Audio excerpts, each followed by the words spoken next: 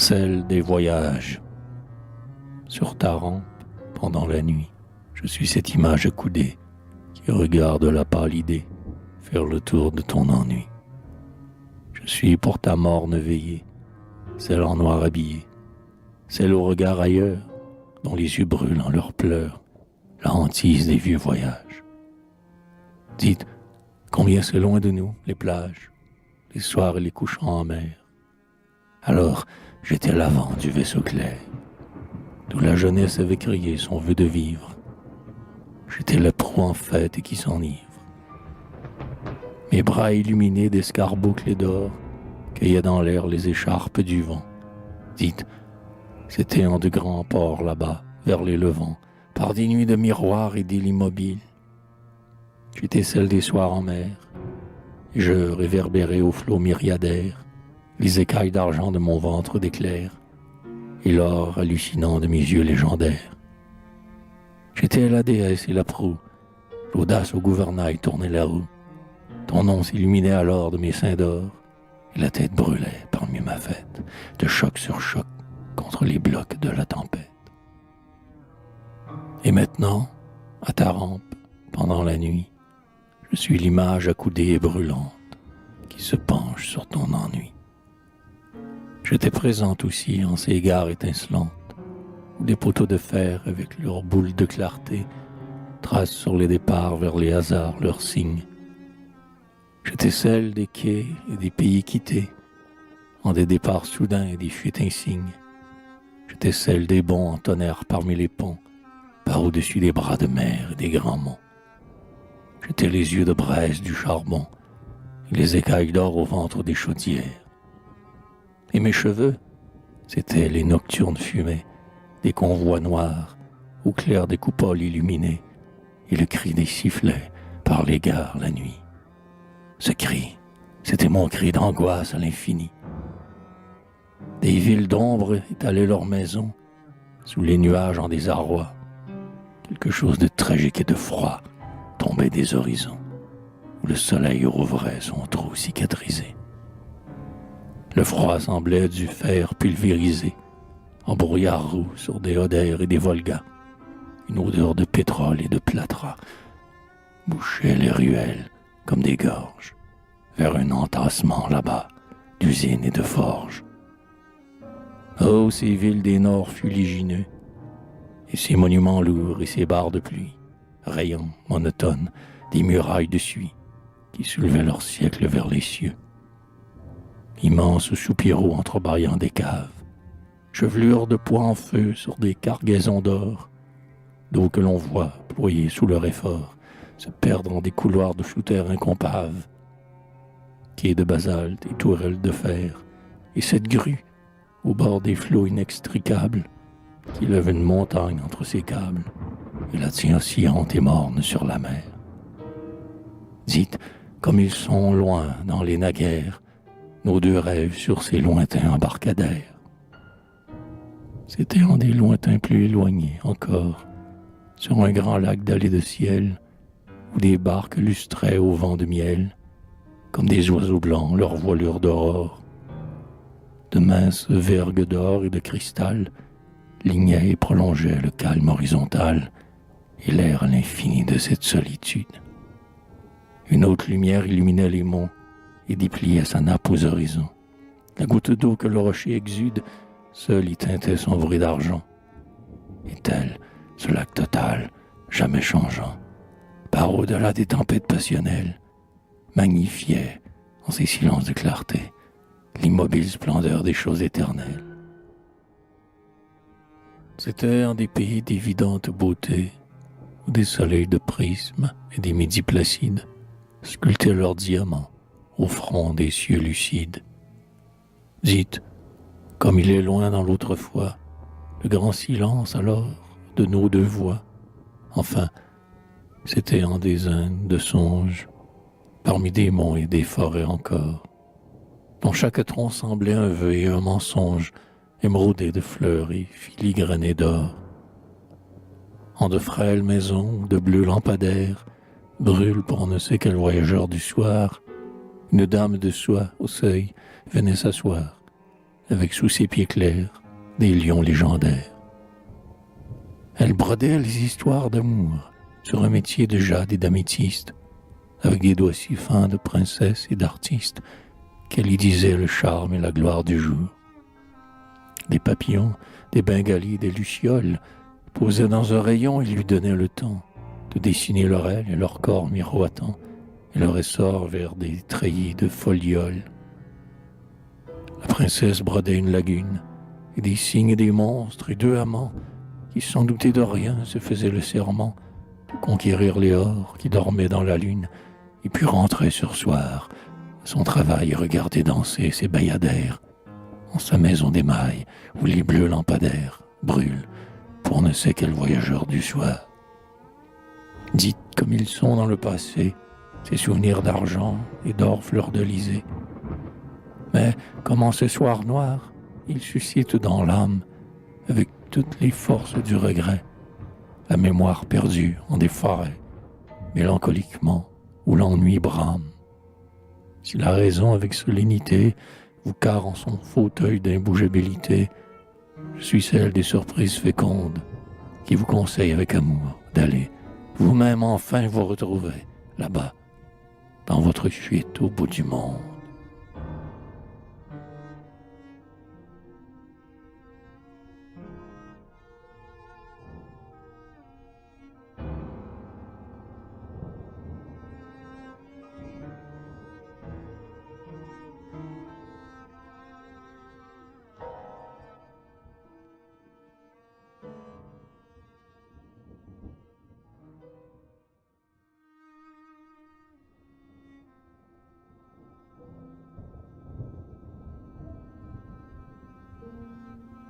Conquête.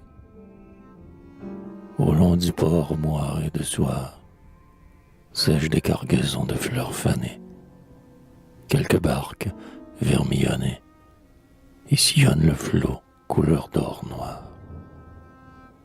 Chaque matin, vers l'autre rive, où des miroirs de soleil bougent, dansent au vent, leur agrès rouge et leur allure exaltative. On les dirait, fraîche maison, porte-fenêtre ouverte, s'en allant, par les vagues vertes, faire un voyage aux horizons. En quel pays, on sait à peine. Les suivre, l'œil s'éblouit. Nul ne connaît l'ardeur ici, de leur vaillance ou de leur peine. Leur joie est en soleil et va. Le temps est court, la clarté brève. Et là-bas sont les fleurs de rêve, où tout désir s'objectiva. À chaque heure de la journée, là-bas, au loin, qui ne voudrait capter les chimères auraient et susciter sa destinée. On y cultive son attrait, on y cueille la main ravie, l'illusion qui fait la vie et le bouquet de son souhait. On moissonne l'espoir suprême, mais quand, vers le déclin du jour, on embarque pour le retour, la moisson faite est déjà blême. Et dans le port moiré de soir, voici partant les fleurs fanées et les barques vermillonnées s'ancrent dans l'eau, couleur d'or noir.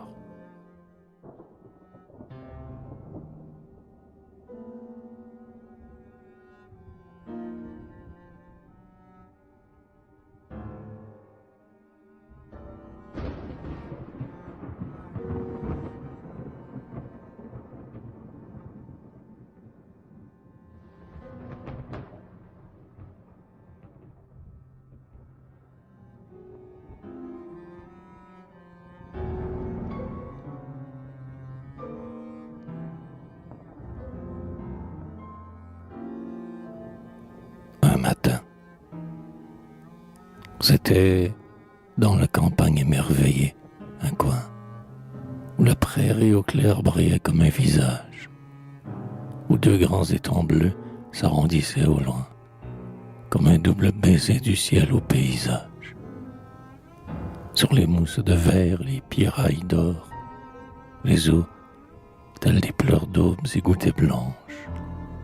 L'éclair d'un vol d'oiseau frôlait le sol, l'essor, rythmé, suivant le va-et-vient au vent des branches.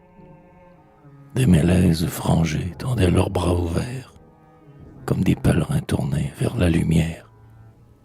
L'ombre dormait sous eux parmi les gazons verts et s'inclinait vers les miroirs d'argent de la rivière. Les cristaux du matin étincelaient dans l'air. Toute la vie ornait le silence des choses. Toutes les feuilles brillaient de mouvements clairs. Et le verbe tremblait sur leurs lèvres d'écloses.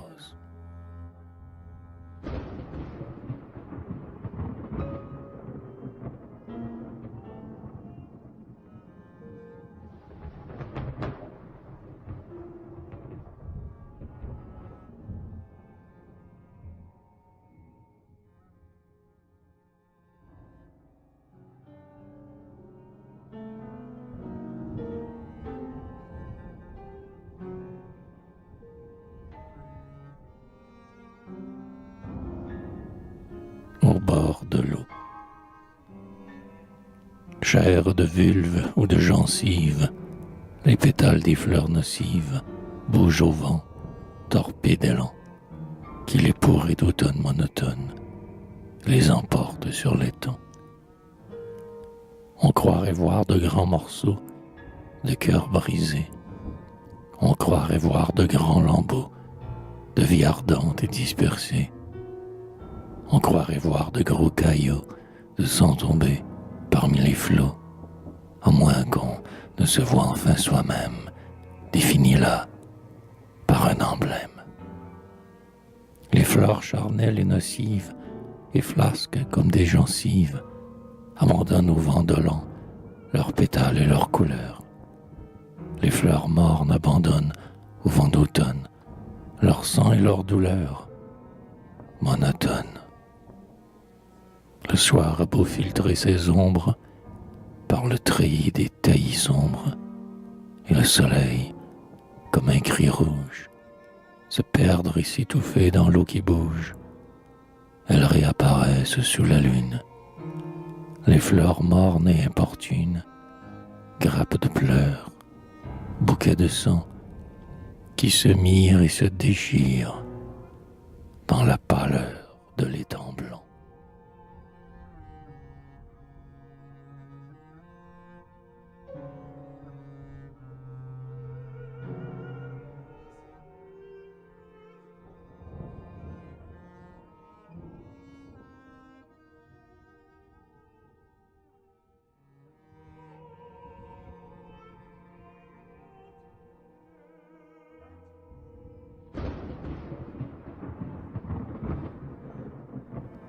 Au nord, deux vieux marins des mers du Nord s'en revenaient un soir d'automne de la Sicile et de ses îles mensongères avec un peuple de sirènes à bord. Aigus d'orgueil, ils regagnaient leur fjord parmi les brumes mensongères. Aigus d'orgueil, ils regagnaient le nord sous un vent morne et monotone. Un soir de tristesse et d'automne. De la rive, les gens du port les regardaient sans faire un signe. Au cordage, le long des mâts, les sirènes, couvertes d'or, tordaient comme des vignes les lignes sinueuses de leur corps. Les gens se regardaient, ne sachant pas ce qui venait de l'océan là-bas, malgré les brumes. Le navire semblait comme un panier d'argent, rempli de chair, de fruits et d'or bougeants, qui s'avançaient, portés sur des ailes d'écume. Les sirènes chantaient dans les cordages du navire, les bras tendus en lyre, les seins levés comme des feux. Les sirènes chantaient devant le soir houleux, qui fauchait sur la mer les lumières diurnes. Les sirènes chantaient le corps crispé autour des mâts. Mais les hommes du port, frustes et taciturnes, ne les entendaient pas. Ils ne reconnurent ni leur ami, les deux marins, ni le navire de leur pays, ni les focs, ni les voiles dont ils avaient cousu la toile. Ils ne comprirent rien à ce grand songe qui enchantait la mer de ses voyages, puisqu'il n'était pas le même mensonge qu'on enseignait dans leur village. Et le navire auprès du bord passa, les alléchant vers sa merveille, sans que personne, entre les treilles, ne recueillît les fruits de chair et d'or.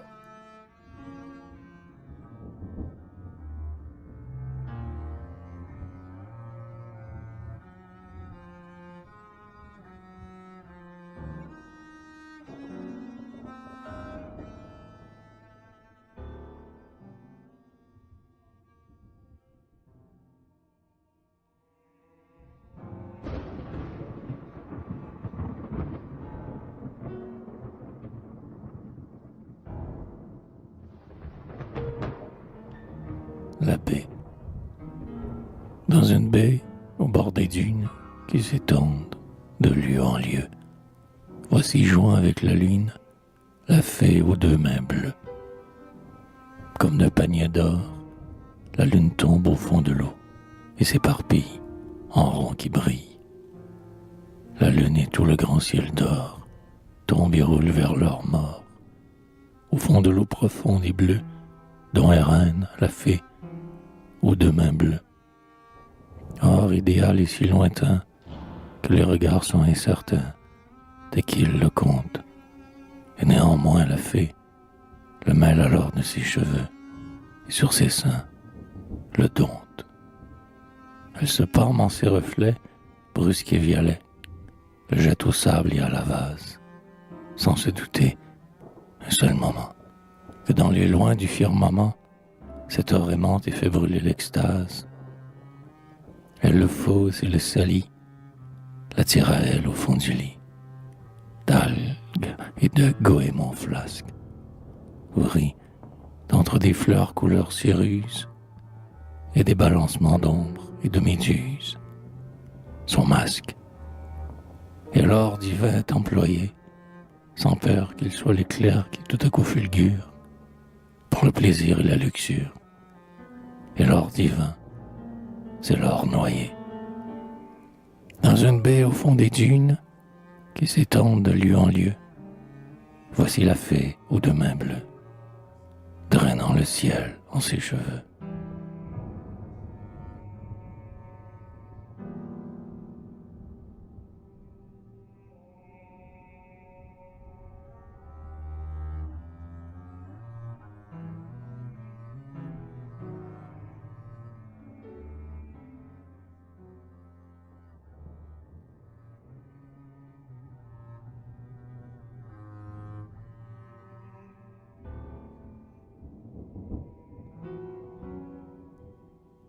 Soir d'automne. Des nuages, couleur de marbre, volent à travers le ciel fou. Et la lune, garde à vous, l'espace meugle et se déchire. Sous l'écorce, par leur fente, on écoute pleurer et rire les arbres. Et la lune garde à vous, votre face de cristal blanc, vachoir morte parmi les temps, cassés aux angles des vaguettes, les troncs pliés comme des baguettes. L'ouragan pille aux cabanes cognées, le chaume immense, par poignées. C'est les noces du vent et de l'automne, et la lune garde à vous. Le vent est ce cavalier lourd qui s'est saoulé ce soir et fait l'amour à tous les coins des carrefours avec la rouge et violente automne. Et la lune garde à vous. Votre allure de Sainte Vierge et vos étoiles et vos cierges n'ont rien à faire en cette heure de fête, où l'automne et le vent perdent la tête, où l'on entend leurs cris et leurs spasmes de bruit. Immensément la nuit, et les forêts ployées s'agitaient soudain, comme des dos à coups de rein. Par les fourrés, les chiens maraudent. Une odeur lourde et chaude grise la plaine et redresse debout. Le rut universel qui monte et s'enfle et bout dans les fureurs de la nature en rage, avec l'automne ivre et sauvage. De l'est à l'ouest, du sud au nord, le vent houleux s'accouple la mort, et la lune garde vous. Les chiens hurlent comme des loups.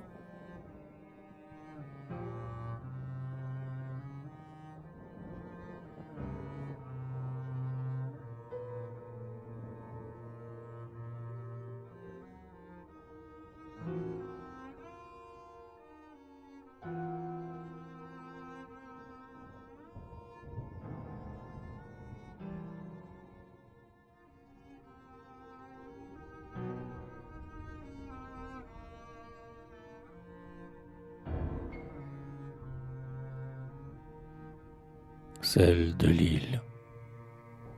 Il est des âmes si craintives d'elle qu'elles n'osent aimer l'âme même fidèle, venant vers leur chemin avec la joie entre ses mains. Vagues et comme errantes, elles n'ont foi qu'en la tristesse, désimplorantes. En des golfs, elles rêvent et filent au rouet des jours, toujours. Les yeux calmés, les désirs grêles, et peureuses de la victoire, qui bondirait vers elle d'un horizon trop rouge et trop notoire, silencieusement, en des golfes tranquilles, au crépuscule, avec les raies du soir.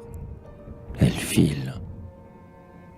Elle s'assoit de mantelets vêtus, comme les corps humbles des gothiques statues. Quelques bijoux s'enfastent, meurent sur leur poitrine chaste. Le drap flottant de leurs cheveux les couvrirait jusqu'au sol, n'était qu'elle ne l'arrête au col, timidement, comme un aveu. Au crépuscule, avec les raies du soir, en des golfes tranquilles, sans trop savoir, ni les autres, ni elle-même, elle file, avec des fils d'argent et d'or bougeant. Un invisible diadème, celui de leur candeur gracile et de leur mystique ardeur qu'on aimerait placer, non sur leur front docile, mais sur leur cœur. Très doucement, avec la douce patience, on leur rêve d'obédience, dès l'aube, elles tressent pieusement les tapis blancs que le silence met sous les pieds du dévouement. Elles raccommodent en leur ouvroir, avec de prestes tours d'aiguille, le linge usé du vieil espoir. Elles brodent aussi l'opale et le saphir, sur la trame la plus légère, que tend vers Dieu le repentir. Elles tissent avec la laine l'imperméable vêtement qui fait le tour de la misère humaine. Le soir encore au crépuscule, en des golfes où se recule vers l'horizon le vieux soleil, avec, sur leurs mains claires, l'ombre errante des fleurs auréolaires dans le cide vermeil de leur golfe tranquille. Elles s'assoient, travailleuses, mais immobiles. J'ai navigué autour de l'île, en ma barque, depuis quelques jours, vers l'une d'elles qui toujours, sans regarder, s'attarde et file. Bien que mes yeux soient confiants et que mon âme n'ait que haine, pour la brutale ardeur humaine, je suis encore trop triomphant. J'ai trop de joie en mes paroles, et trop de fleurs en mes pensées. J'ai trop erré par les routes tracées, des pays clairs et des régions folles. Il faut à mon orgueil volant plus d'ombre sur l'or dardé de ses deux ailes, moins de paillons et d'étincelles, à mes futilités dont j'ignore le nombre. Il faut que je m'en aille en des lointains austères, où le vent gerce et choix des nords, où le culte de l'âme est volontaire, et simple et humble et souriant. Alors, lente Ariane abandonnée au songe, dans les naxos du saint mensonge, dites, quel vaisseau gris de ma douleur, un jour, sauverez-vous dans votre amour.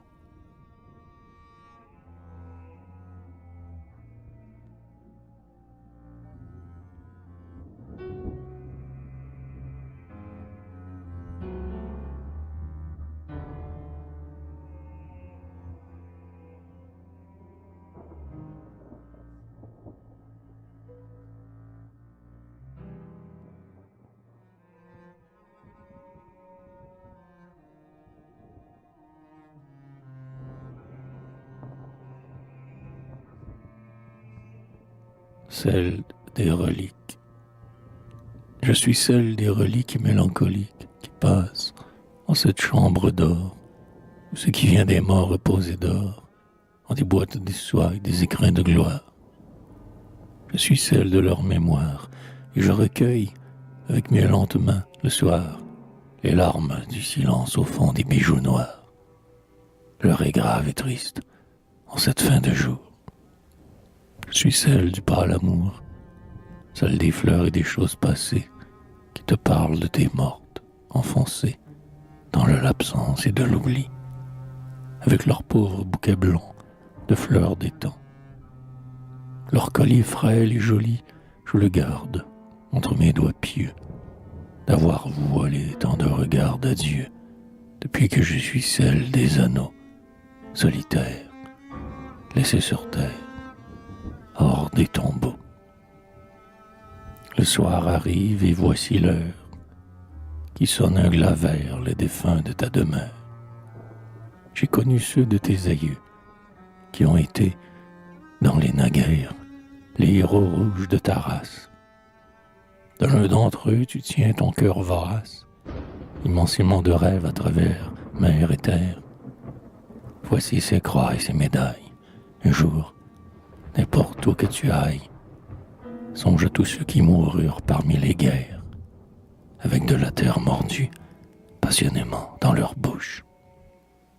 Voici leur haine et leurs cartouches, leur âpre épée en coups d'éclair fondus, et l'orage magnifique de plumes qu'ils agitaient sur l'or tressé de leurs costumes. Leur met un baiser sur les vitraux du soir. Voici le livre ancien à quadruple fermoir, où prièrent tous ceux des tiens dont le roi Christ illuminait les têtes. Des entrelacs et des anges gardiens, caparaçonnés d'or et tels que des athlètes, humbles et doux, avec des fleurs en main, marque d'un faste d'or, tel aurait son naïve. Des empreintes jaunes de doigts et de salive, onde certains feuillets essuyer le grain, mais le livre est profond de tant d'âmes versées, depuis 100 ans sur chaque page cicatrisée. En des boîtes de cèdre et d'or, je tiens les yeux captifs, des turquoises et des onyx mémoratifs, et mes tiroirs cachent encore du soir et de l'aurore, fondus en des chaînons d'un feu sonore.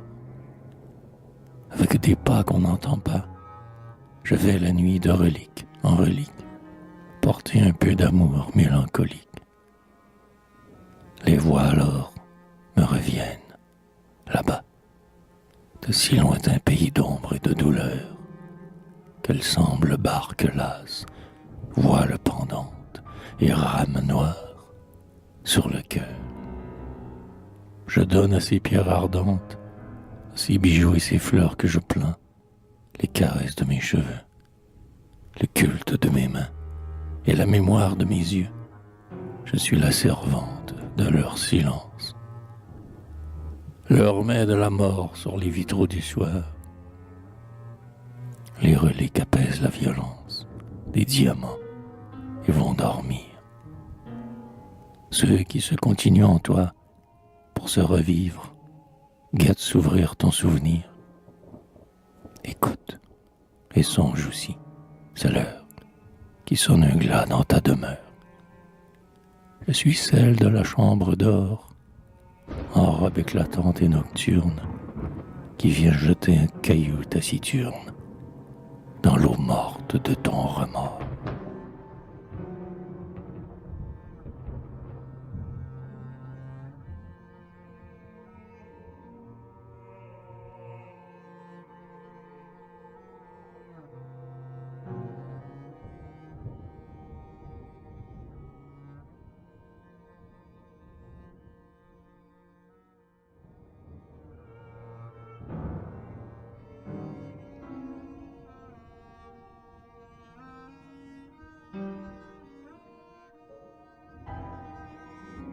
l'heure nocturne. Près d'une porte où luit du sang sur les battants, mon cœur, là-bas, est haletant. Près d'une porte, en des sous-sols, voisins de Havre, mon cœur se réveille au loin de terribles cadavres. Ce sont des morts qu'on y apporte, à bras d'hommes ou sur des brancards noirs. Des morts anciens qu'on apporte le soir et que l'on jette en bloc avec des chocs contre la porte. Là-bas, mon cœur surveille un multiple remords, le sien qui heurte et bat la porte. Et moi, je suis son âme effrayée, et la mort, près de mon cœur, s'est assise contre la porte. Ce qu'ils se disent entre eux, on ne le comprend pas, mais ce qu'ils se disent, qu'importe, je n'entends rien, sinon mon cœur pleurer et se tuer contre la porte. Ça étouffé comme de l'ombre, ce battement contre la porte, à l'unisson de chaque mort que l'on jette contre la porte. La nuit surplombe les tombeaux, et je meurs d'écouter contre la porte. Mon cœur blessé, mon cœur cassé, morceau de cœur, contre la porte.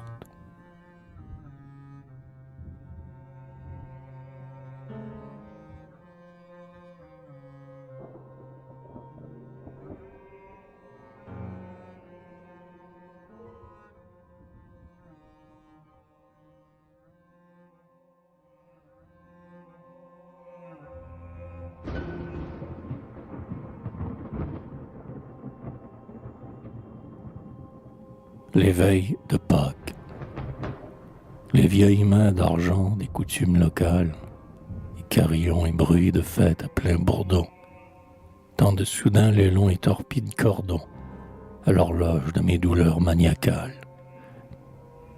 Le sonnant cuivre clair des musiques pascales couvre les voiles et sanglots des abandons, et me voici, le radieux vers des pardons, ardent et pur, ainsi que des lueurs focales.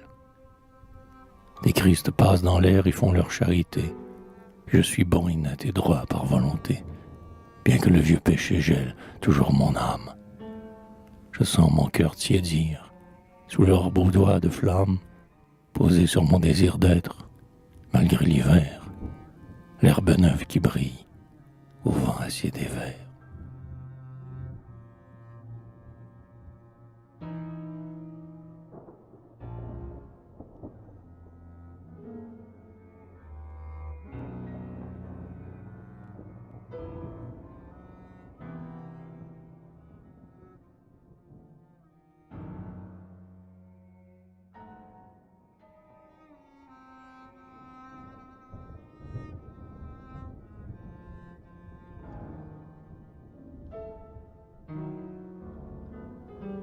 Une heure de soir. Mon cœur, il est tombé dans le puits de la mort, et sur le bord de la margelle, sur le bord de la vie de la margelle, j'entends mon cœur lutter dans le puits de la mort. Le silence est effrayant.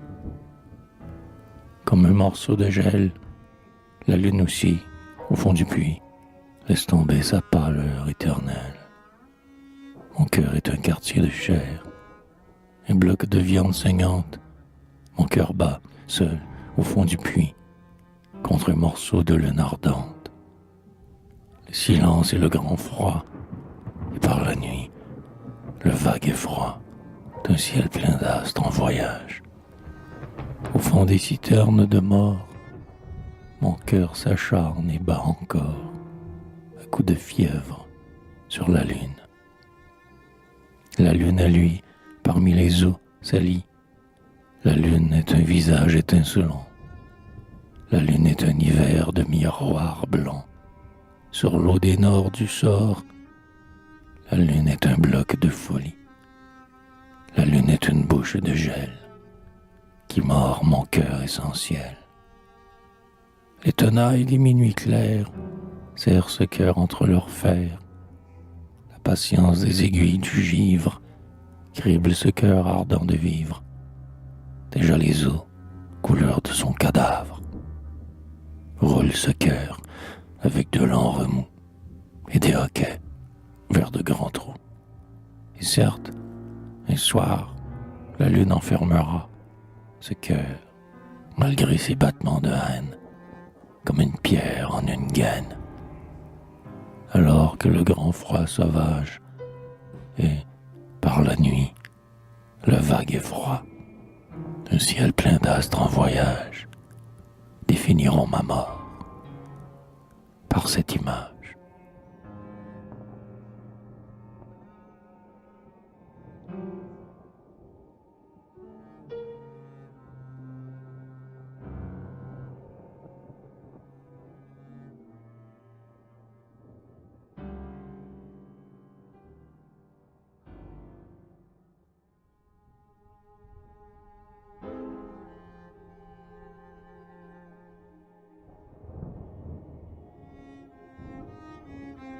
Novembre. Les grands routes tracent des croix à l'infini à travers bois.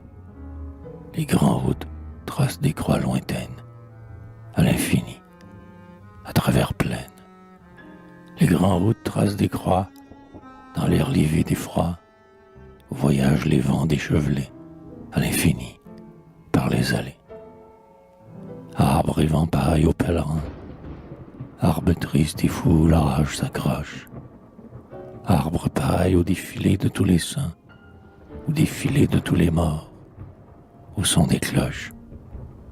Arbres qui combattaient au nord, et vents qui déchirent le monde, ô vos luttes et vos sanglots et vos remords, se débattant et s'engouffrant dans les âmes profondes. Voici novembre, assis auprès de l'âtre, avec ses maigres doigts chauffés au feu. Oh, tous ces morts là-bas, sans feu ni lieu. Oh, tous ces vents cognant les murs opiniâtres, et repoussés et rejetés vers l'inconnu de tous côtés. Oh, tous ces noms de saints semés en litanie, tous ces arbres là-bas, ces vocables de saints dont la monotonie s'allonge infiniment dans la mémoire. Oh, tous ces bras invocatoires, tous ces rameaux éperdument tendus, et on ne sait quel Christ aux horizons pendus. Voici novembre en son manteau grisâtre, qui se blottit de peur au fond de l'âtre, dont les yeux soudain regardent, par les carreaux cassés de la croisée, les vents et les arbres se convulser dans l'étendue effarante et blafarde. Les saints, les morts, les arbres et le vent, oh l'identique et affolant cortège, qui tourne et tourne au long des soirs de neige.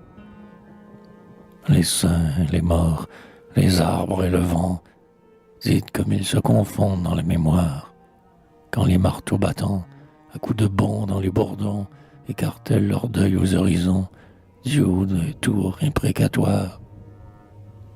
Et novembre, près de l'âtre qui flambe, allume, avec des mains d'espoir, la lampe, qui brûlera, combien de soirs, l'hiver.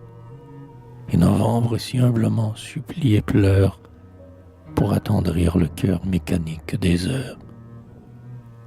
Mais au dehors, voici toujours le ciel, couleur de fer.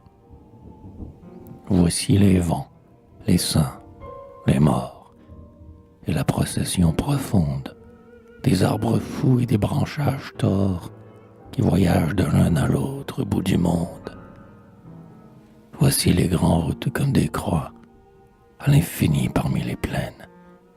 Les grandes routes et puis leurs croix lointaines, à l'infini, sur les vallons et dans les bois.